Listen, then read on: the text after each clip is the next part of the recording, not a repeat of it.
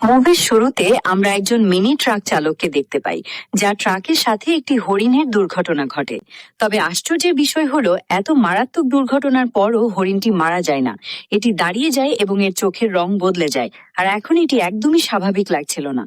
আসলে এই হরিণটি এখানে ছড়িয়ে পড়া জম্বি ভাইরাসের কারণে জম্বিতে পরিণত হয়েছিল। এরপর আমরা এই লোকটিকে দেখতে পাই, যার নাম শেওকু।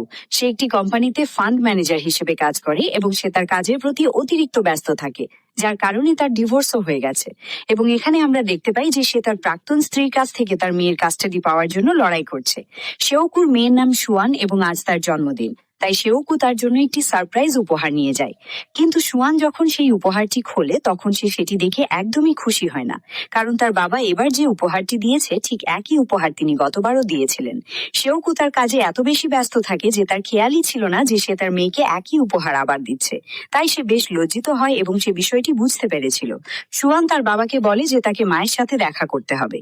আজ সুয়ানের জন্মদিন ছিল, তাই শেওকু তার মায়ের কাছে যেতে রাজি হয়ে যায়। পরের দৃশ্যে আমরা একটি রেলওয়ে স্টেশন দেখতে পাই, যেখানে বুসান যাওয়ার জন্য একটি ট্রেন দাঁড়িয়ে আছে। শেওকু তার মেয়ের সাথে এই ট্রেনেই ওঠে। এই ট্রেনে অনেক মানুষ ছিল, যাদের মধ্যে বেসবল টিমের বেশ কয়েকজন খেলোয়াড়ও ছিল। এবং এই টিমের মধ্যে ইয়ংগুক নামের একটি ছেলে ছিল, যার একটি প্রেমিকা ছিল, যে তাদের দলের চিয়ার লিডার, এবং তার নাম কিম জিনহি। এছাড়া এই ট্রেনে দুজন বৃদ্ধা বোনও ছিল এবং একজন গৃহহীন গরিব মানুষও এই ট্রেনে ছিল। এই লোকটা একটু খামখেয়ালি প্রকৃতির ছিল। যখন এই লোকটিকে টিকিটের কথা জিজ্ঞেস করা হয়, তখন সে বলে যে সবাই মারা যেতে চলেছে। এছাড়া আরো একটি দম্পতি ছিল। এই লোকটি একজন সাধারণ মানুষের মতো কর্মজীবী মানুষ এবং তার নাম স্যাংওয়া। তার সাথে তার গর্ভবতী স্ত্রী রয়েছে, যার নাম সিয়ং কিয়ং। যখন ট্রেনটি ছেড়ে দেওয়ার সময় হয়, ঠিক তখনই ট্রেনে এমন একটি মেয়ে ওঠে যার পায়ে কেউ কামড়ে দিয়েছিল। কিছুক্ষণ পরেই মেয়েটি মাটিতে পড়ে যায়। তাকে পড়ে যেতে দেখে সেখানকার একজন অ্যাটেন্ডেন্ট সেখানে আসে এবং তার এই অবস্থা দেখে সে মেডিকেল টিমকে ডাকে। অন্যদিকে শেওকুর কাছে তার সহকারীর ফোন আসে এবং সে জানায় যে পুরো শহরে দাঙ্গা চলছে। যখন তারা ট্রেনে খবরটি দেখে, তখন তারা জানতে পারে যে পুরো শহরে বিশৃঙ্খলা ছড়িয়ে পড়েছে।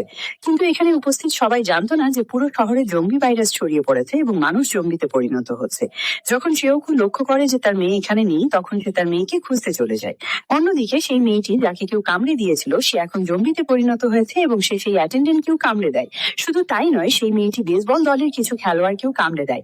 এছাড়াও সেই অ্যাটেন্ডেন্টও জম্বিতে পরিণত হয় এবং এখনই সকলে মিলে অন্য লোকদের কামড়ে যেতে থাকে।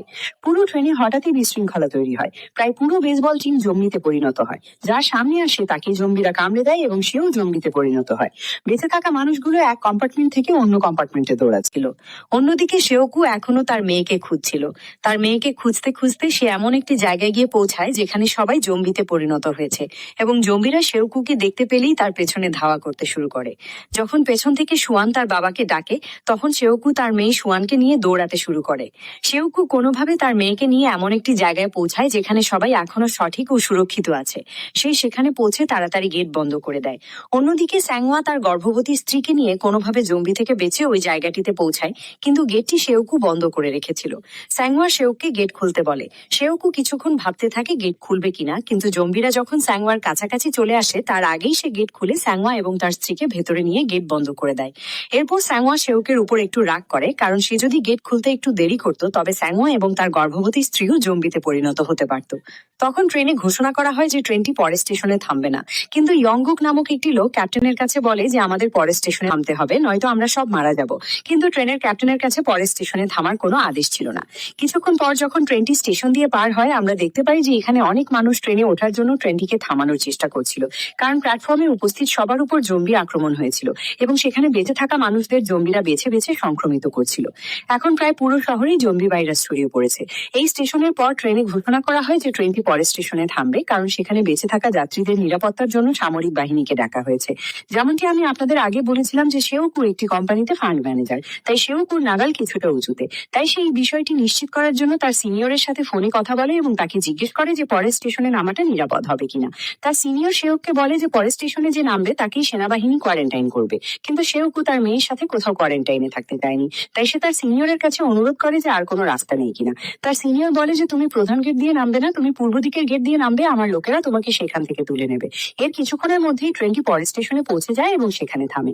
এই স্টেশনটি পুরোপুরি খালি ছিল, এখানে কাউকে দেখা যাচ্ছিল না, না ছিল মিলিটারি আর না অন্য কেউ।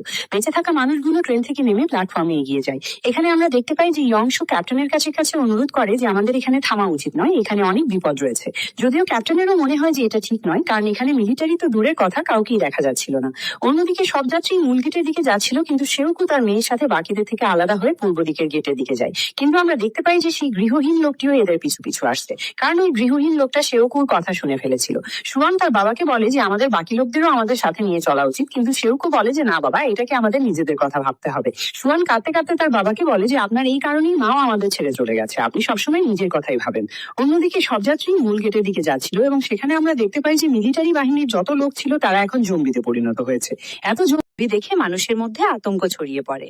কিছু মানুষকে জম্বিরা সংক্রমিত করে এবং কিছু মানুষ তাদের জীবন বাঁচাতে এদিক ওদিক দৌড়াচ্ছিল।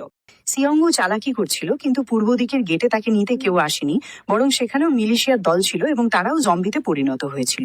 সিয়ংগু দৌড়ে তার মেয়ের কাছে যায়, আর তখনই তার মেয়ের পিছু একটি জম্বি চলে আসে। আর সে যখনই সুয়ানকে আক্রমণ করতে যাচ্ছিল তখনই শ্যাংওয়া এসে সুয়ানকে সেই জম্বির হাত থেকে বাঁচায়। এরপর বেঁচে থাকা লোকজন প্ল্যাটফর্ম থেকে বের হয়ে যায় এবং প্ল্যাটফর্মের গেটটি বন্ধ করে দেয় যাতে জম্বিরা বাইরে আসতে না পারে। কিন্তু কাঁচের গেট কতক্ষণ জম্বিকে রুখে রাখতে পারত? সবাই দৌড়ে আবার ট্রেনে উঠতে যায়, তখনই কিছু লোক ভুল গেট খুলে দেয় এবং ট্রেনের ভিতর থেকেও অনেক জম্বি বাইরে চলে আসে। এখন মানুষরা আগে আগে এবং তাদের পিছনে পিছনে জম্বিরা দৌড়াতে থাকে। কোনোভাবে মানুষরা বাঁচতে বাঁচতে একটা সুরক্ষিত কম্পাউন্ডে পৌঁছায়। এখানে আমরা দেখি যে ওই যে দুই বুড়ি বোন ছিল, তাদের দুজনকে জম্বির হাত থেকে বাঁচানোর জন্য এক বোনকে ট্রেন অ্যাটেন্ডেন্ট অন্য কম্পাউন্ডে নিয়ে যায় এবং তাদের মধ্যে একজনকে গর্ভবতী মহিলা সুয়ানের সাথে অন্য একটা কম্পাউন্ডে নিয়ে উঠে যায়। তখনই ওই কম্পাউন্ডে গৃহহীন লোকটা উঠে যায়, কিন্তু এরা যে কম্পাউন্ডে ওঠে সেই কম্পাউন্ডে অনেক জম্বি ছিল এবং জম্বি হাত থেকে বাঁচার জন্য এরা টয়লেটে গিয়ে লুকিয়ে পড়ে। অন্যদিকে ইয়ংসু ট্রেন অ্যাটেন্ডেন্টকে ধরে বলে যে ভাই, কার জন্য অপেক্ষা করছিস, তাড়াতাড়ি চলো, না হলে আমরা মরে যাব। কিন্তু যিনি তাকে বলে যে আমার বন্ধুরা এখনো প্ল্যাটফর্মে আছে, তাদের আসতে দে, তারপর আমরা যাব। কিন্তু ইয়ংসু খুব স্বার্থপর ছিল, সে ট্রেন অ্যাটেন্ডেন্টের সাথে ঝগড়া করে ট্রেন চালাতে বাধ্য করে।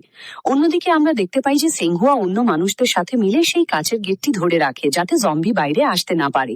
যখনই সেই গেটটি ভেঙে যাওয়ার মতো হয়েছিল, তারা গেটটি ছেড়ে দৌড়াতে শুরু করে, কিন্তু দৌড়াতে দৌড়াতে ইয়ংলুকের দুটো বন্ধুকে জম্বি আক্রমণ করে।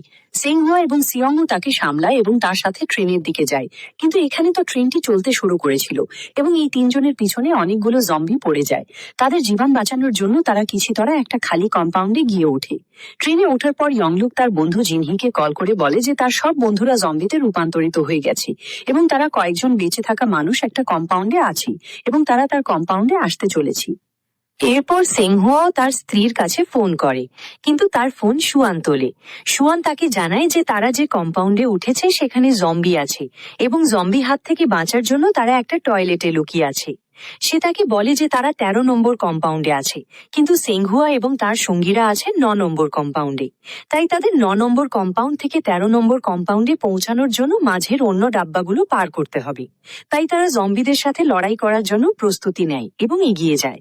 প্রথম কম্পাউন্ডে তারা জম্বিদের সাথে বেশ উদ্দীপনার সাথে লড়ে এবং তাদের মারতে মারতে এগিয়ে যায়। এর পরের কম্পাউন্ডে যখন তারা পৌঁছায় তখন তারা দেখে যে সেখানে পুরো বেসবল টিম জম্বিতে রূপান্তরিত হয়ে গেছে। ইয়ংলুক তার বন্ধুদের জম্বি রূপ দেখে একদম চমকে যায়, কিন্তু সেংহুয়া এবং সিয়ংহু তাদের সাথে লড়াই করার প্রস্তুতি নিচ্ছে। ঠিক তখনই একটা টানেল এসে পড়ে এবং টানেলের জন্য ট্রেনের ভিতর অন্ধকার হয়ে যায়। তারা বুঝতে পারে যে জম্বিরা অন্ধকারে তাদের দেখতে পাচ্ছে না, তাই তারা অন্ধকারে সুযোগ নিয়ে জম্বিদের সাথে লড়াই না করে চুপচাপ এড়িয়ে যায়। এর পরের কম্পাউন্ডটি পার করার জন্য সিয়ংহু একটা পরিকল্পনা করে। সে সিংহুয়ার ফোনটি নিয়ে জম্বিদের মাঝখানে ছুড়ে দেয় এবং তার নিজের ফোন থেকে ওই ফোনে কল করে। ফোনটি বাজতে শুরু করলেই সব জম্বি সেই ফোনের দিকে চলে যায় এবং টানেল আসতেই যখন অন্ধকার হয়ে যায় তখন তারা অন্ধকারের সুযোগ নিয়ে পাশ দিয়ে চুপচাপ বেরিয়ে যায়। এখন সিয়ংহু তার মেয়েকে দেখে অনেক খুশি হয় এবং সেংহুয়া তার স্ত্রীকে দেখেও খুশি হয়, কিন্তু তারা বাকি মানুষদের কাছে যাওয়ার আগেই টানেলটি শেষ হয়ে যায় এবং জম্বিরা তাদের দেখতেই যাচ্ছিল। ঠিক তখনই তারাও টয়লেটে লুকিয়ে পড়ে। এরপর তারা পরিকল্পনা করে যে পরবর্তী টানেল 3 মিনিট পরে আসবে এবং টানেল আসতেই তাদের অন্ধকারের সুযোগ নিয়ে এই কম্পাউন্ডটি পার করতে হবে। এরপর ইয়ংলুক তার বন্ধুর কাছে ফোন করে বলে যে তারা আসতে চলেছে, তোমরা যেন কম্পাউন্ডের গেটটি খুলে রাখো। যিনি অনেক খুশি হয় এবং সবাইকে বলে যে আমার বন্ধুরা আসছে। আমাদের তাদের জন্য গেট খুলতে হবে। কিন্তু ইয়ংসু গেট খুলতে মানা করে দেয়। সে বলে যে কি গ্যারান্টি যে তারা এখন পর্যন্ত সংক্রমিত হয়নি, যদি তারা সংক্রমিত হয়ে থাকে তবে তারা আমাদেরও সংক্রমিত করবে, তাই আমাদের গেট খোলা উচিত নয়। বাকি লোকেরাও তার কথায় হ্যাঁ মিলিয়ে গেট খুলতে মানা করে দেয়। অন্যদিকে ঠিক যখনই টানেল আসে এবং অন্ধকার হয়, তারা অন্ধকারের সুযোগ নিয়ে সেই কম্পাউন্ড পার করতে থাকে। কিন্তু যতক্ষণ না তারা সবাই কম্পাউন্ড পার করে ততক্ষণ টানেলটি শেষ হয়ে যায় এবং জম্বিরা দৌড়ে এদের দিকে আসতে থাকে। অন্যদিকে ইয়ংসু অন্য কম্পাউন্ডের গেট খোলাতে চেষ্টা করছিল, কিন্তু সেখানে ইয়ংসুর জন্য কেউ গেট খুলতে রাজি ছিল না। একদিকে সেংহুয়া এবং সিয়ংউ জম্বিকে আটকে রেখেছিল, তো অন্যদিকে ইয়ংসু গেট খোলার চেষ্টা করছিল। তখন সেই বুড়ি মহিলা এবং গর্ভবতী মহিলাটি শিশুটির সাথে একটা জায়গায় ভীতভাবে দাঁড়িয়ে থাকে। কিন্তু অন্য কম্পাউন্ডের কেউ তাদের প্রতি দয়া দেখায় না, তারা গেট খোলে না। কিন্তু ইয়ংসু কোনোভাবে গেটটি খুলে সেই কম্পাউন্ডে ঢুকে যায় এবং বাকি লোকেরাও সেই কম্পাউন্ডে চলে যায়। কিন্তু তাদের সবার জীবন বাঁচানোর জন্য সেংহুয়া নিজের জীবনের পরোয়া না করে জম্বিদের আটকে রাখার জন্য সেখানেই থেকে যায় এবং সিয়ংউকে বলে যে আমার স্ত্রীর খেয়াল রেখো। এরপর সিয়ংউ তার স্ত্রী এবং তার সন্তানকে নিয়ে সেই কম্পাউন্ড থেকে চলে যায়। আমরা দেখতে পাই যে সব জম্বি গেট ভেঙে সেংহুয়াকেও মেরে ফেলে। কিন্তু এখানে শুধু সেংহুয়াই মারা যায়নি, ওই বুড়ি মহিলাটিকেও জম্বিরা মেরে ফেলে। অন্য কম্পাউন্ডে পৌঁছিয়ে সিয়ংউ ইয়ংসুর ওপর খুব রেগে যায়। সিয়ংউ তাকে বলে যে যদি তুমি সঠিক সময়ে গেটটি খুলে দিতে তবে আজ ওই বুড়ি মহিলাটি এবং সেংহুয়া বেঁচে থাকতো। কিন্তু ইয়ংসু তাতে কি ফার্ক পড়তো, সে তো উল্টে মানুষদের খেপিয়ে তোলে যে এরা তো জম্বির কাছ থেকে এসেছে, এরা সংক্রমিত হতে পারে, তাই এরা আমাদের সাথে থাকতে পারে না, এদের অন্য কম্পাউন্ডে চলে যাওয়া উচিত। বাকি লোকেরাও বলে যে হ্যাঁ এদের এখান থেকে চলে যাওয়া উচিত। ওই বৃদ্ধ মহিলাটি তার বোনকে জম্বি হতে দেখে মারাত্মক ধাক্কা খায়।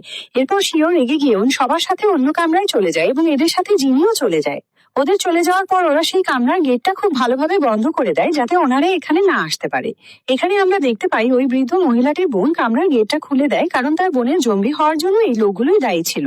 গেট খুলতেই সব জম্বি কামরায় ঢুকে যায় এবং সবাইকে সংক্রমিত করে। সবাই চিৎকার করতে থাকে, এখন এরা সবাই জম্বি হয়ে। অন্যদিকে এরা বেঁচে যায়। সিয়ংউ তার মেয়েকে বলে যে তার জন্মদিনে সে তাকে অবশ্যই তার মায়ের সাথে দেখা করাবে। ট্রেনটি একটি স্টেশনে গিয়ে থেমে যায়, কারণ রেল লাইনে দুটি ট্রেন একে অপরের সাথে ধাক্কা লেগেছিল, যার ফলে রাস্তা বন্ধ ছিল। এখন তাদের এগিয়ে যাওয়ার জন্য অন্য একটি ট্রেনে উঠতে হবে। অন্যদিকে আমরা দেখি যে ইয়ংসু একজন অ্যাটেন্ডেন্টের সাথে একটি টয়লেটে লুকিয়ে আছে। ইয়ংসু নিজের জীবন বাঁচানোর জন্য সেই অ্যাটেন্ডেন্টকে জম্বিদের মাঝে ছুঁড়ে ফেলে দেয় এবং নিজে সেখান থেকে পালিয়ে যায়। অন্য ট্রেনে যাওয়ার জন্য ইয়ংসু ও জিনি ট্রেনের মাঝখান দিয়ে যাচ্ছিল। তখনই ইয়ংসু সেখানে এসে জিনিকে জম্বিদের মাঝে ছুঁড়ে ফেলে দেয় এবং নিজে পালিয়ে যায়। এখন জিনিও সংক্রমিত হয়ে জম্বিতে পরিণত হয়। ইয়ংসু জিনিকে খুব ভালোবাসতো, তাই সে জিনিকে ফেলে চলে যায় না। জিনি তাকে কামড়ে দেয় এবং ইয়ংসুও সংক্রমিত হয়ে যায়। এর ঠিক তখনই আমরা দেখতে পাই যে সামনে থেকে একটি জ্বলন্ত ট্রেন আসছে এবং সেটি একটি ট্রেনের সাথে গিয়ে ধাক্কা খায়, যার ফলে সিয়ংউ এবং গর্ভবতী মহিলাটি জম্বিতে ভরা একটি ট্রেনের নিচে আটকে পড়ে। অন্যদিকে আমরা দেখতে পাই যে ক্যাপ্টেন একটি ট্রেনের কাছে পৌঁছে গেছে। ক্যাপ্টেন ইয়ংসুকে সাহায্য করার জন্য ট্রেন থেকে নেমে যায়, কিন্তু ইয়ংসু এতই স্বার্থপর ছিল যে সে ক্যাপ্টেনকেও জম্বিদের মাঝে ছুঁড়ে ফেলে দেয়। এদিকে সিয়ংউ কোনোভাবে ট্রেনটির নিচ থেকে বের হওয়ার চেষ্টা করছিল। ঠিক তখনই তাদের জম্বিদের হাত থেকে বাঁচাতে সেই গৃহহীন লোকটা জম্বিদের একপাশে আটকে ধরে রাখে এবং সিয়ংউ গর্ভবতী মহিলা ও শিশুটিকে নিয়ে সেখান থেকে বের হয়ে আসে। কিন্তু গৃহহীন লোকটি তাদের জীবন বাঁচাতে সেখানেই থেকে যায়। এরপর আমরা দেখতে পাই যে সিয়ংউ সেই গর্ভবতী মহিলা এবং সুয়ান একটি চলমান ট্রেনের পেছনে দৌড়াচ্ছে এবং তাদের মাঝখানে অনেক জম্বি দৌড়াচ্ছে। এত জম্বি তাদের পিছু করলেও তারা হাল ছাড়ে না এবং কোনোভাবে ট্রেনে উঠে পড়ে। কিন্তু জম্বিরাও হাল ছাড়ে না, তারাও ট্রেনে ঝুলে পড়ে, যার ফলে ট্রেনের গতি বেশ ধীর হয়ে যায়। সিয়ংউ কোনোভাবে জম্বিদের হাত থেকে ট্রেনকে ছাড়িয়ে দেয়। কিন্তু যখন সিয়ংউ সামনে ইঞ্জিনের কাছে ক্যাপ্টেনের রুমে যায়, তখন সে দেখে যে ক্যাপ্টেনের রুমে ইয়ংসু রয়েছে এবং সেও সংক্রমিত হয়ে গেছে, কিন্তু ইয়ংসু এখনো পুরোপুরিভাবে জম্বি হয়নি। তখনই ইয়ংসু হঠাৎ করে সিয়ংউর উপর হামলা করে। সিয়ংউ ইয়ংসুর হাত থেকে নিজেকে বাঁচানোর অনেক চেষ্টা করছিল, কিন্তু ইয়ংসু সিয়ংউর হাতে কামড়ে দেয়। তখনই আমরা দেখি যে সিয়ংউ নিজেকে শেকলে বেঁধে ফেলে এবং ইয়ংসুকে নিয়ে ট্রেন থেকে নিচে ঝাঁপিয়ে পড়ে। ইয়ংসু নিচে পড়ে যায়, কিন্তু শেকলে বাধা থাকার কারণে সিয়ংউ বেঁচে যায়। সিয়ংউ জানতো যে সেও এখন সংক্রমিত হয়ে গেছে। সে দ্রুতভাবে গর্ভবতী মহিলাটিকে এবং তার মেয়ে সুয়ানকে ক্যাপ্টেনের রুমে নিয়ে যায় এবং তাকে ট্রেনের ব্যাপারে কিছু প্রাথমিক কথা বলে। সিয়ংউ তার মেয়েকে বলে যে বুসান নেমে সে যেন তার মায়ের কাছে চলে যায় এবং যতক্ষণ না সে বুসান পৌঁছাচ্ছে ততক্ষণ সে যেন এই আন্টির সাথে থাকে। সুয়ান খুব কাঁদছিল, সে তার বাবাকে ছেড়ে থাকতে চায়নি। সিয়ংউ তার তার মেয়েকে ছেড়ে থাকতে চায়নি, কিন্তু তার মেয়েকে বাঁচানোর জন্য তাকে এমনটা করতে হয়েছিল। সিয়ংও রুম থেকে বেরিয়ে আসে এবং খুব কাঁদে, এবং কাঁদতে কাঁদতে সে তার মেয়ের কথা ভাবে। সে তার মেয়ের সাথে কাটানো মুহূর্তগুলোর কথা মনে করে এবং সেই স্মৃতিগুলিকে তার জীবনের শেষ মুহূর্তগুলিতে চোখের সামনে রেখে সিয়ংও হাসতে হাসতে ট্রেন থেকে ঝাঁপিয়ে পড়ে। অন্যদিকে সুয়ান খুব কাঁদছিল। এরপর আমরা দেখি যে খানিক পরে ট্রেনটি বুসান স্টেশনে পৌঁছে যায়। এখানে তারা দুজন ট্রেন থেকে নেমে যায় এবং একটি টানেল পেরিয়ে সামনে যায়, যেখানে অনেক মিলিটারি লোক বসেছিল। মিলিটারি লোকেরা যখন তাদের দেখে তখন তারা বুঝতে পারে না যে তারা কোনো সাধারণ মানুষ নাকি সংক্রমিত জম্বি। তাই তারা ঠিক করে যে এদের গুলি করে উড়িয়ে দেওয়া হবে। যেই তারা গুলি চালাতে যাবে তখনই সুয়ান সেই কবিতাটি গায়, যেটি সে তার বাবাকে শোনানোর পরিকল্পনা করেছিল। মিলিটারি লোকেরা তখন বুঝতে পারে যে এরা সাধারণ মানুষ এবং তারা দুজনকে উদ্ধার করে। বন্ধুরা, এই সিনেমাটিতে অনেকগুলো আবেগঘন দৃশ্য রয়েছে। আপনারা আমাকে কমেন্টে জানাবেন যে আপনাদের সবচেয়ে প্রিয় দৃশ্য কোনটি হয়েছিল, এবং এরকম সিনেমা দেখার জন্য চ্যানেলটি সাবস্ক্রাইব করে নিন এবং এই সিনেমাটির দ্বিতীয় পার্টটি দেখুন।